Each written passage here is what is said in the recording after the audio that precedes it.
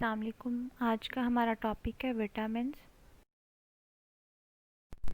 Vitamins का word एक Latin word वाइटा से लिया गया है, ड्राइव किया गया है, जिसका मतलब है लाइफ। और विटामिन्स जो है वो ऑर्गेनिक कंपोनेंट्स होते हैं फूड में, जिनकी हमें एक स्मॉल क्वांटिटी चाहिए होती है ग्रोथ के लिए और अपनी हेल्थ को मेंटेन करने के लिए।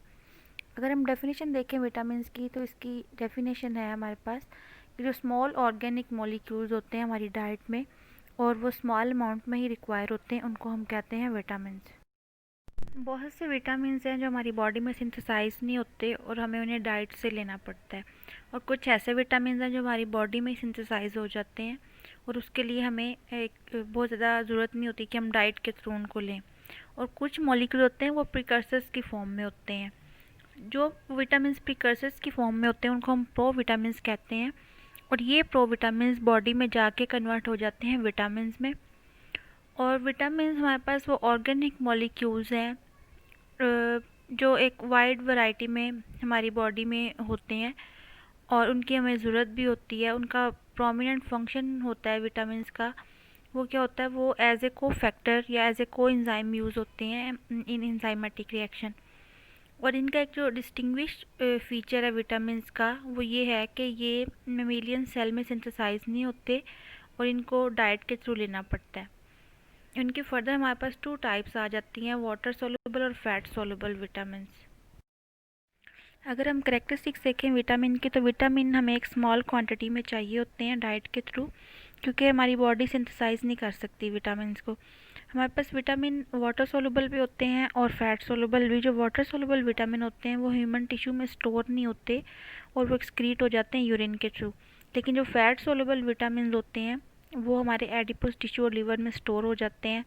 इसके बाद अगर हम देखें सिंथेटिक विटामिन और नेचुरल विटामिन, वो एक दूसरे से आइडेंटिकल होते हैं। जब ग्रोथ और डेवलपमेंट का प्रोसेस कंप्लीट हो जाता है तो जो विटामिन होते हैं वो इसेंशियल होते हैं हमारी हेल्थ को मेंटेन करने के लिए। हमारे सेल्स, टिश्यू और ऑर्गन्स को हेल्दी रखने के लिए विटामिन ज़रूरी होते हैं। फंक्शंस जो हैं विटामिन के, अगर हम वो देखें तो विटामिन जो हैं वो बहुत हेल्पफुल होते हैं हमारी हेल्थ लाइफ को हेल्दी रखने के लिए। और हमारी बॉडी के लिए किस लिए ज़रूरी होते हैं, हमारी बॉडी में जो रेजिस्टेंस होती है डिजीज़ के अगेंस्ट, उस रेजिस्टेंस को बिल्डअप करते हैं विटामिन, और डिफरेंट डिजीज़ से प्रिवेंट और क्योर करते हैं। इसके अलावा जो विटामिन होते हैं वो कार्बोहाइड्रेट, मिनरल्स और साल्ट्स वगैरह की डाइजेशन और यूटिलाइजेशन में हेल्प करते हैं और स्टिमुलेट करते हैं और स्ट्रेंथ देते हैं हमारे डाइजेस्टिव और नर्वस सिस्टम को। इसके अलावा जो विटामिन हैं वो मेंटेन करते हैं हमारी हेल्थ को, और जो एक ग्रोथ हो रही होती है प्रॉपर, उसको मेंटेन करने में हेल्प करते हैं।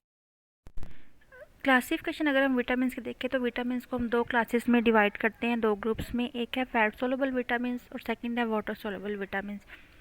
फैट सोल्यूबल विटामिन वो होते हैं जो फैट्स में डिज़ोल्व हो जाते हैं और ये बॉडी में इजीली स्टोर हो जाते हैं। जो फैट सोल्यूबल विटामिन होते हैं वो एक्यूमुलेट हो जाते हैं हमारी बॉडी में, और ये मोस्टली लीवर में या हमारे एडिपोज टिश्यू में स्टोर होते हैं। और फैट सोल्यूबल विटामिन में आ जाते हैं vitamin A, D, E and के। सेकेंड हमारे पास जो टाइप है वो है वाटर सोल्यूबल विटामिन। जो वाटर सोल्यूबल विटामिन होते हैं वो डिज़ोल्व हो जाते हैं वाटर में। हमारी बॉडी का क्योंकि एक वाटरी इन्वायरमेंट होता है तो इसलिए ये विटामिन हमारी बॉडी में इजीली मूव कर लेते हैं और किडनी के थ्रू ये बॉडी से रिमूव भी हो जाते हैं। इसलिए हम वाटर सोल्यूबल विटामिन को कहते हैं कि हमारी बॉडी में स्टोर नहीं होते। वाटर सोल्यूबल विटामिन में हमारे पास ज़्यादातर विटामिन बी की जो टाइप्स हैं या बी कॉम्प्लेक्स है वो आ जाते हैं, और विटामिन सी है। हमारे पास विटामिन बी 8 टाइप्स के हैं, जिसमें vitamin B1, B2, B3, B5, B6, B7, B9 and B12 है। और इनकी कॉमन प्रॉपर्टीज़ में हमारे पास आ जाती हैं कि वाटर सोल्यूबल हैं, और विटामिन B12 के अलावा जो है वो स्टोर कोई भी नहीं होता विटामिन, वाटर सोल्यूबल विटामिन जो हैं, और ये यूरिन के थ्रू एक्सक्रीट हो जाते हैं हमारी बॉडी से। विटामिन की एक फ्लो शीट है जिसमें आपको दिखाया गया कि वाटर सोल्यूबल विटामिन और fat soluble vitamin. Water soluble vitamin वो हैं जो वाटर में सोल्यूबल होते हैं, और इसमें हमारे पास दो तरह के कॉम्प्लेक्स आते हैं, विटामिन बी कॉम्प्लेक्स और non B complex. Non B complex में विटामिन सी आ जाएगा जिसे हम अस्कॉर्बिक एसिड भी कहते हैं, और विटामिन बी कॉम्प्लेक्स में हमारे पास आ जाएंगे energy releasing vitamin, haemopoietic vitamin और पायरोडॉक्सिन। पायरोडॉक्सिन को हम विटामिन B6 भी कहते हैं। हेमोपोएटिक विटामिन में फॉलिक एसिड, जिसे हम विटामिन B9 और विटामिन B12 इसमें आ जाएंगे। और एनर्जी रिलीजिंग विटामिन में हमारे पास thiamine, riboflavin, niacin, biotin, pantothenic acid और लिपोइक एसिड है। फैट सोलुबल विटामिन में हमारे पास आ जाएंगे vitamin A, D, E and K, जो कि फैट में सोलुबल होते हैं और हमारी बॉडी में लीवर और एडिपोज टिश्यू में स्टोर हो जाते हैं।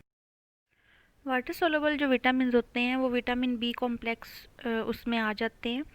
और विटामिन बी कॉम्प्लेक्स में हमारे पास हम जो स्टडी करेंगे वो हैं थायामिन, राइबोफ्लेविन, नियासिन, पायरोडॉक्सिन और बायोटिन विटामिन। जो मेजर ये विटामिन हैं हम इनको डिटेल में स्टडी करेंगे।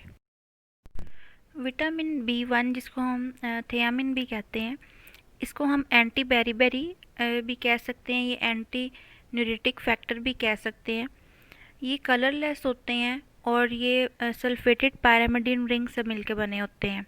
जितने भी लिविंग ऑर्गेनिज्म हैं वो थियामिन यूज़ करते हैं, लेकिन ये सिर्फ बैक्टीरिया, फंजाई और प्लांट्स में ही सिंथेसाइज होते हैं, ये ह्यूमन बॉडी में सिंथेसाइज नहीं होते हैं।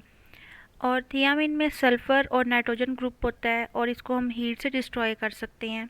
इसका जो कोएंजाइम है वो है हमारे पास थियामिन पायरोफॉस्फेट।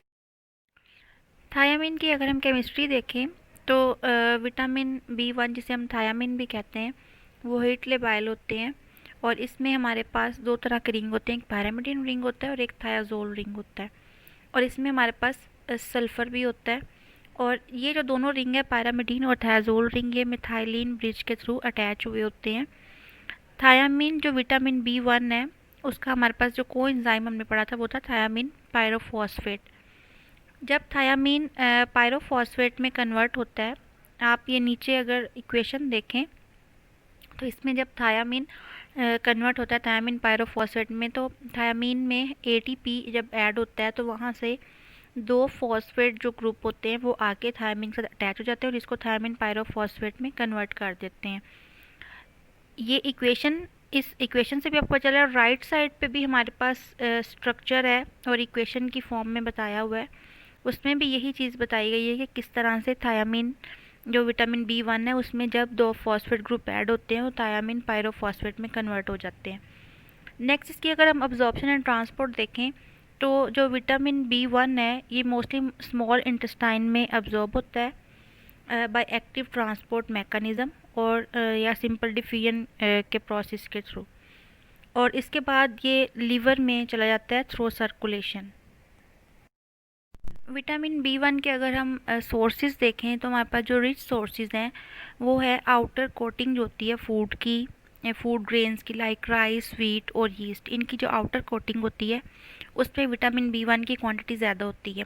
इसके बाद हमारे पास आते हैं गुड सोर्स, जो रिच सोर्सेज से जिनमें कम क्वांटिटी होती है, उसमें आ जाएंगे सीरियल्स, आ जाएंगे पल्सेस, ऑयल सीड्स और नट्स आ जाएंगे। फेयर सोर्सेज में हमारे पास मीट, लिवर, एग और फिश आ जाएगी। इसकी जो डेली की रिक्वायरमेंट है हमारे पास मेन में 1.3 मिलीग्राम होती है और वुमेन में 1 मिलीग्राम और चिल्ड्रंस में हमारे पास 1.1 मिलीग्राम। थियामीन की डेफिशिएंसी से जो डिजीज़ होती है अडल्ट में उसको हम कहते हैं अडल्ट बेरीबेरी। इस डिज़ीज़ में क्या होता है, इसके अर्ली साइंस ये होते हैं कि इसमें हेडेक होती है, वीकनेस फील होती है, सुस्ती होती है और भूख नहीं लगती, इसमें मसल की वीकनेस हो जाती है, मसल्स की मूवमेंट नहीं होती, या लोअर लिम्ब में जो मसल्स होते हैं उनको मूव नहीं कर सकते, उसमें चुभन होती है और थकावट हो जाती है।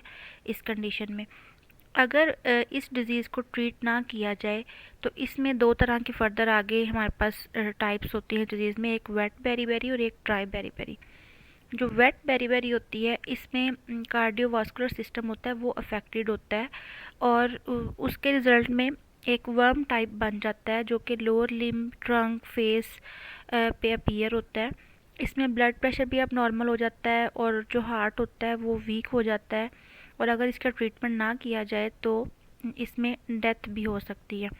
जो ड्राई बेरीबेरी है इसमें हमारा सेंट्रल नर्वस सिस्टम अफेक्ट होता है और उसकी वजह से जो मसल्स पे इफ़ेक्ट होता है उसके रिज़ल्ट में वॉक में प्रॉब्लम आती है। वो जिस इंडिविजुअल में ये प्रॉब्लम होगी वो इजीली वॉक नहीं कर सकेगा और मतलब उसे बेड रेस्ट ज़्यादा लेनी पड़ेगी। और अगर इसका ट्रीटमेंट ना किया जाए तो इसमें भी यही रिज़ल्ट होता है कि इसमें भी डेथ हो जाती है।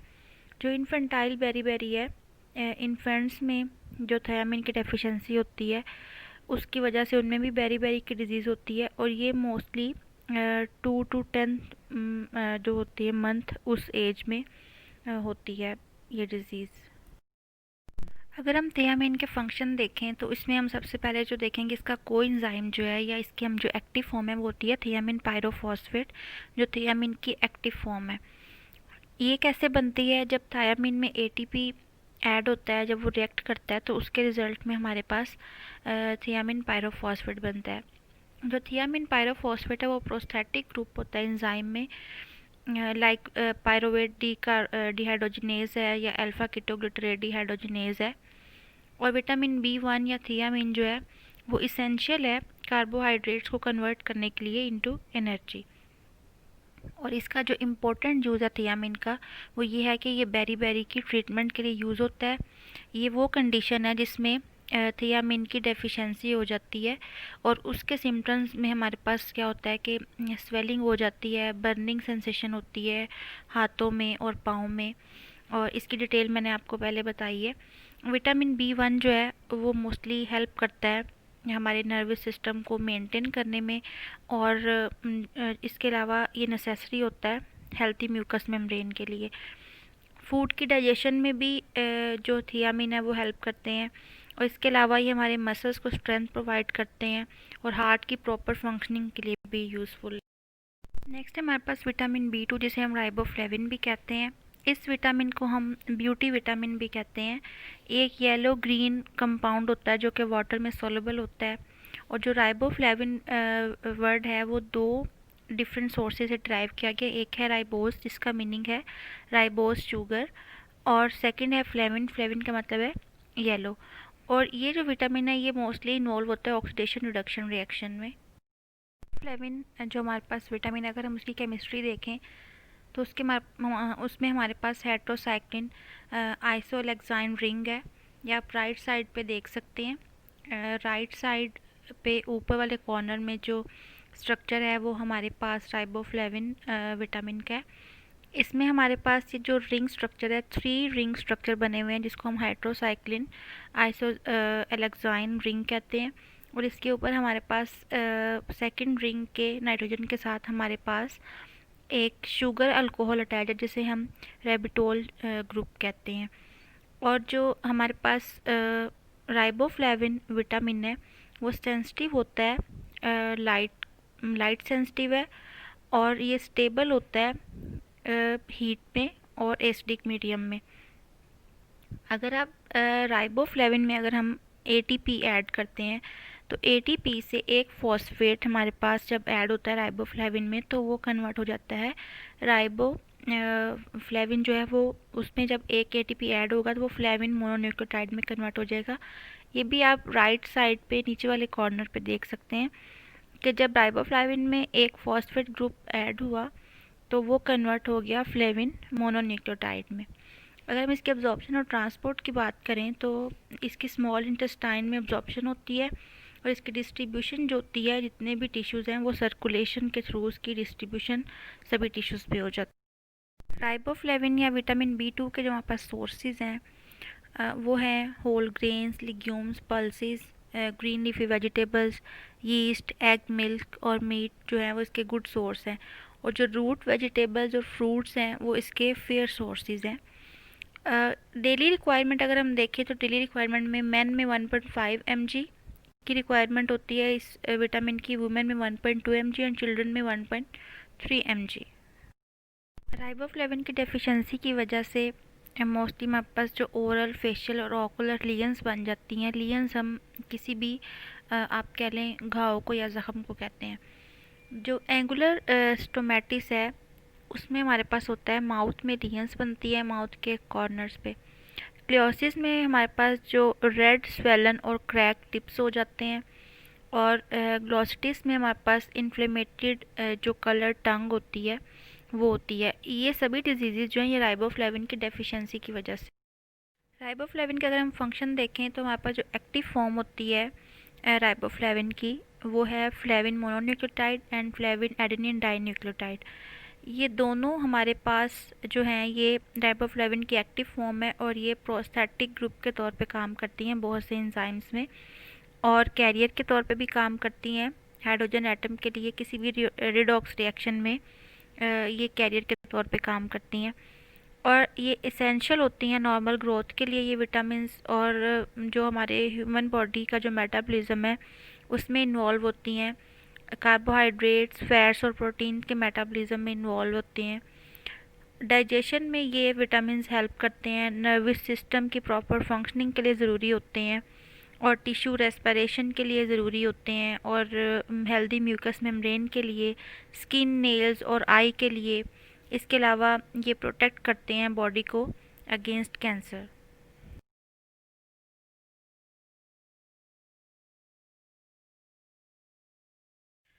नियासिन की अगर हम केमिस्ट्री देखें तो जो वर्ड नियासिन है that is refer to to pyridine derivatives, जिसमें निकोटोनिक एसिड और निकोटिनामाइड आ जाएंगे, जो दोनों जो हैं ये हाईली स्टेबल हैं हीट, अल्कली और एसिड में।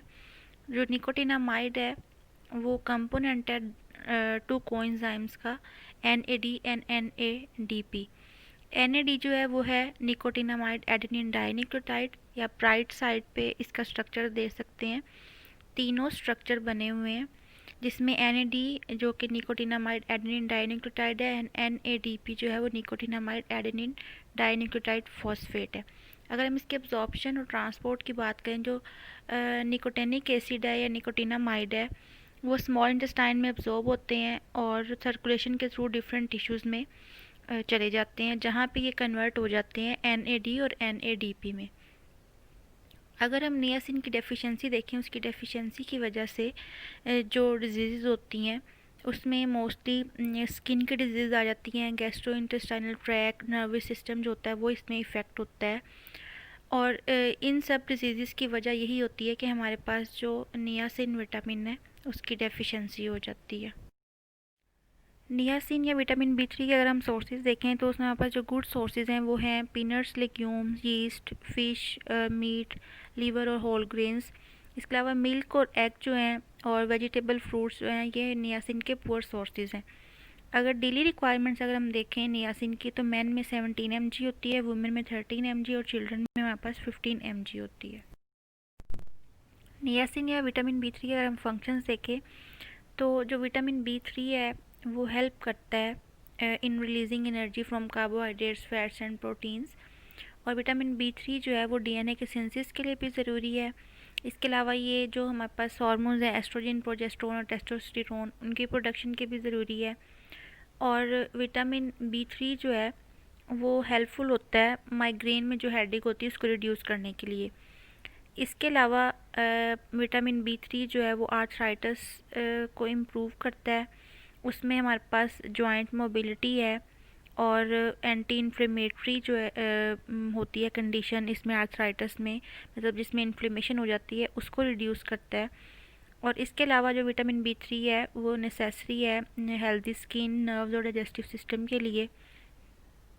और जो विटामिन B3 है वो डिटॉक्सिफिकेशन में भी हेल्प करता है। इसके अलावा ये प्रॉपर फूड डाइजेशन के लिए भी यूज़ होता है। विटामिन B5 जो है जिसे हम पैंथोथेनिक एसिड भी कहते हैं, एक वाटर सॉल्युबल विटामिन है, जो कि एक ग्रीक वर्ड पेंटोस से ड्राइव किया गया जिसका मतलब है एवरीवेयर। और इसको डिस्कवर किया था रॉजर जी विलियम ने 1919 में। और जो ये विटामिन B5 है इसको हम ग्रोथ फैक्टर भी कह सकते हैं। ये इसेंशियल होता है कार्बोहाइड्रेट्स, फैट्स और प्रोटीन्स की मेटाबॉलिज्म के लिए।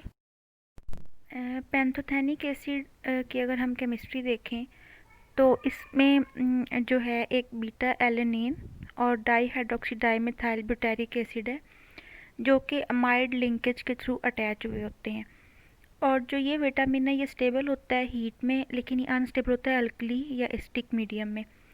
अगर हम इसकी एब्जॉर्प्शन और ट्रांसपोर्ट की बात करें तो जो ये वाला विटामिन होता है जिसे हम विटामिन B5 भी कहते हैं। तो ये फ्रीली अब्जॉर्ब हो जाता है इंटेस्टाइन में और सर्कुलेशन के थ्रू डिफरेंट टिश्यूज़ में चला जाता है। इसकी अगर डेफिशिएंसी होती है तो उसकी वजह से पाँव जलते हैं, एब्डोमिनल क्रैम्प्स पड़ जाते हैं और फटीग, थकावट हो जाती है। ये सब इसकी डेफिशिएंसी की वजह से होता है। कि अगर हम सोर्सेज की बात करें तो इसके जो गुड सोर्सेज हैं वो है meat, liver, milk, cereals, legumes, eggs जो हैं, और वेजिटेबल और फ्रूट इसके पुअर सोर्सेज हैं। डेली रिक्वायरमेंट की अगर हम बात करें तो डेली रिक्वायरमेंट मेन में 10 mg होती है, वुमेन में भी 10 mg और चिल्ड्रन में 5.5 mg। विटामिन B5 तो जिसे हम पैंथोथेनिक एसिड भी कहते हैं, वो एक मेजर कंपोनेंट होता है कोएंजाइम ए का। जो कोएंजाइम है वो पार्टिसिपेट करते हैं सेवरल एंजाइमेटिक रिएक्शंस में, जो कि कार्बोहाइड्रेट्स, लिपिड्स और अमीनो एसिड की मेटाबॉलिज्म में होते हैं। यहाँ पे आप राइट साइड पे स्ट्रक्चर देख सकते हैं कोएंजाइम का, उसमें पैंथोथेनिक एसिड विटामिन B5 जो है वो एक मेजर कंपोनेंट है कोएंजाइम ए का। इसके अलावा जो विटामिन B5 है वो सेल मेटाबॉलिज्म में ज़रूरी होता है और कोलेस्ट्रॉल के मेटाबॉलिज्म में भी हेल्पफुल है। ये वाउंड की हीलिंग को एक्सलेट करता है और एंटी स्ट्रेस फैक्टर भी है। ये विटामिन B5 जो है उसका जो मेजर रोल है वो हेल्प करता है एनर्जी को रिलीज़ करने में फ्रॉम शुगर, स्टार्च, और जो हमारी फैट स्टोर हुई होती है उसमें से एनर्जी रिलीज़ करने में हेल्प करता है, उसमें मेजर रोल प्ले करता है। और इसके साथ साथ ये इम्पोर्टेंट है फैट्स की क्रिएशन में भी। हमारे पास दो बेसिक टाइप्स हैं फैट्स की, फैटी एसिड एंड कोलेस्ट्रॉल। दोनों को रिक्वायर होता है कोएंजाइम ए फॉर्म जो होती है B5 की अपने सिंथेसिस के लिए, क्योंकि कोएंजाइम ए में मेजर कंपोनेंट विटामिन B5 है। इसलिए फैटी एसिड कोलेस्ट्रॉल की सिंथेसिस में जो मेजर रिक्वायरमेंट होती है वो कोएंजाइम ए की होती है, जिसमें विटामिन B5 भी है। Allergy, headache, arthritis, insomnia, asthma और भी कुछ इन्फेक्शन है जिनको ट्रीट करने के लिए विटामिन B5 जो है वो बहुत इफ़ेक्टिव होता है। विटामिन B7 जिसे हम बायोटिन भी कहते हैं और इसे हम विटामिन H या कोएंजाइम आर का नाम भी देते हैं, एक वाटर सोलेबल विटामिन है। बायोटिन कोएंजाइम के तौर पे भी काम करता है विद कार्बोक्सिलेज एंजाइम्स, जिसमें फैटी एसिड की जब सिंथेसिस होती है उसमें ये इन्वॉल्व होते हैं। आइसोल्यूसिन, वेलिन और ग्लूकोनियोजेनेसिस में भी इन्वॉल्व होते हैं। बायोटिन एक प्रोस्थेटिक ग्रुप भी है सेवरल कार्बोक्सिलेजेस एंजाइम्स के साथ, like pyruvate carboxylase, acetyl coenzyme carboxylase, propynyl coenzyme carboxylase. Biotin की अगर हम केमिस्ट्री देखें तो ये एक सल्फ़र कंटेनिंग विटामिन है, मतलब इसमें सल्फ़र प्रेजेंट होता है। इसमें अमाइडाजोल रिंग है। अगर आप राइट साइड पे स्ट्रक्चर देखें तो ऊपर वाली साइड पे आपको अमाइडाजोल रिंग नज़र आएगा जो कि फ्यूज़ हुआ है टेट्राहाइड्रोथायोफीन के साथ, और उसके साथ एक चेन अटैच है जिसे हम वैलेरिक एसिड साइड चेन कहते हैं। मतलब ये तीन चीज़ें मिलके बायोटिन का स्ट्रक्चर बनाती हैं। जो बायोटिन विटामिन हैं ये स्टेबल होते हैं हीट में, लेकिन ये अल्कलाइन सेंसिटिव होते हैं, मतलब अल्कली मीडियम में ये उसको बियर नहीं करते या उसमें स्टेबल नहीं होते, इसलिए इसको हम कहते हैं ये अल्कलाइन सेंसिटिव है। इसकी एब्जॉर्प्शन और ट्रांसपोर्ट की अगर हम बात करें तो ये स्मॉल इंटेस्टाइन में एब्जॉर्ब होता है और लीवर तक पहुंच जाता है और दूसरे टिश्यूज़ तक सर्कुलेशन के थ्रू पहुंच जाता है। बायोटिन की डेफिशिएंसी बहुत रेयर होती है क्योंकि ये बहुत सी कॉमन फूड्स में पाया जाता है, इसलिए इसकी डेफिशिएंसी नहीं होती है बॉडी में। बायोटिन के अगर हम डाइटरी सोर्सेज की बात करें तो cereals, legumes, nuts, milk, meat और फिश जो इसके गुड सोर्सेज हैं, और वेजिटेबल और फ्रूट्स इसके फेयर सोर्सेज हैं। और डेली रिक्वायरमेंट में मैन और वुमेन में 100 to 200 माइक्रोग्राम हमें इसकी ज़रूरत होती है, चिल्ड्रन में 50 to 200 माइक्रोग्राम और इन्फेंट्स में 35 माइक्रोग्राम हमें इसकी ज़रूरत होती है। विटामिन B7 के अगर हम फंक्शंस देखें तो विटामिन B7 जो है वो इम्पोर्टेंट है और हेल्प करता है बॉडी को। जब हम फूड इंटेक करते हैं तो फूड को ग्लूकोज में कन्वर्ट करने के लिए हमें विटामिन B7 की ज़रूरत होती है। इसके अलावा जो विटामिन B7 है वो अमीनो एसिड और फैटी एसिड बनाता है जो कि बिल्डिंग ब्लॉक्स हैं प्रोटीन्स के। इसके अलावा ये एक्टिवेट करता है प्रोटीन और अमीनो एसिड मेटाबॉलिज्म को। और यूरोपियन फूड सेफ्टी अथॉरिटी जो है उसने ये कंफर्म किया कि जो विटामिन B7 है, बायोटिन विटामिन, वो कंट्रीब्यूट करता है नॉर्मल मैक्रोन्यूट्रिएंट मेटाबॉलिज्म में, एनर्जी यील्डिंग मेटाबॉलिज्म में, और ये मेंटेन करता है normal skin and mucus membrane को, और नर्वस सिस्टम के फंक्शंस को मेंटेन करता है। इसके अलावा हेयर्स और नॉर्मल फिजियोलॉजिकल फंक्शन है उनको मेंटेन करता है। फिजिकल इंपॉर्टेंस अगर हम देखें विटामिन की, तो विटामिन जो होते हैं वो एसेंशियल हैं ग्रोथ के लिए, मेंटेनेंस और रिप्रोडक्शन के लिए, और एनर्जी प्रोडक्शन के लिए भी ज़रूरी हैं। जो फैट सोलुबल विटामिन हैं उसके वो रिक्वायर होते हैं हमें normal colour vision, blood clotting, bone formation और मेम्ब्रेन के स्ट्रक्चर को मेंटेन करने के लिए। और जो वाटर सोलुबल विटामिन होते हैं वो ज़्यादातर एज ए कोएंजाइम और प्रोस्थेटिक ग्रुप काम कर रहे होते हैं और इन्वॉल्व होते हैं कार्बोहाइड्रेट, लिपिड्स और अमाइनो एसिड के मेटाबॉलिज्म में। विटामिन ए और डी जो है वो as a steroid hormone act करते हैं, उनका function as a steroid hormone वो अपना रोल प्ले करते हैं। जो डेफिशिएंसी होती है फैट सोलुबल विटामिन की, उसकी वजह से नाइट ब्लाइंडनेस, स्केल्टन डिफॉर्मेशन होती है। और जो वाटर सोलुबल विटामिन की डेफिशिएंसी होती है उसकी वजह से बेरी बेरी डिजीज़ हो जाती है, ग्लोसाइटस हो जाती है, प्लेग्रा हो जाती है। प्लेग्रा हमारे पास एक स्किन की डिजीज़ होती है जिसमें स्किन में इन्फ्लेमेशन होती है। सारी डिजीज़ अभी हमने जो वाटर सोलुबल विटामिन पढ़े हैं उसमें हमने डिस्कस की हैं। कुछ जो विटामिन है हमारे पास वो ड्रग्स के तौर पे भी यूज़ होती हैं। उसमें हमारे पास एग्जांपल आई थी फॉलिक एसिड की। जो फॉलिक एसिड है वो एंटी कैंसरस एजेंट के तौर पे भी काम करता है। और कुछ ऐसे विटामिन हैं जिसकी हम मॉडरेट उनकी कंजप्शन हो जाए तो वो डिक्रीज़ करते हैं, किसी भी डिज़ीज़ की सिवियरिटी को वो कम करते हैं। इसमें हमारे पास एग्जांपल आ जाती है विटामिन ई और डी। जब हम उसको कंज्यूम करते हैं तो वो कैंसर लेवल को रिड्यूस करते हैं और कार्डियोवास्कुलर डिजीज़ को भी रिड्यूस कर देते हैं, उसकी सिवियरिटी को कम कर देते हैं। विटामिन सी की जो कंजप्शन है वो भी सिग्निफिकेंट होती है क्योंकि वो जो होती है रिड्यूस करती है कोल्ड की सिवियरिटी को, और एजिंग के लिए बहुत अच्छा होता है, एंटी एजिंग एजेंट है विटामिन सी। और इसकी जो एक्सेसिव कंजप्शन होती है फैट सोलुबल विटामिन की, वो उसकी वजह से टॉक्सिसिटी भी आ जाती है। इसके अलावा जो विटामिन B12 और B6 हैं वो बेनिफिशियल होते हैं क्रोनरी आर्टरी डिजीज़ के लिए।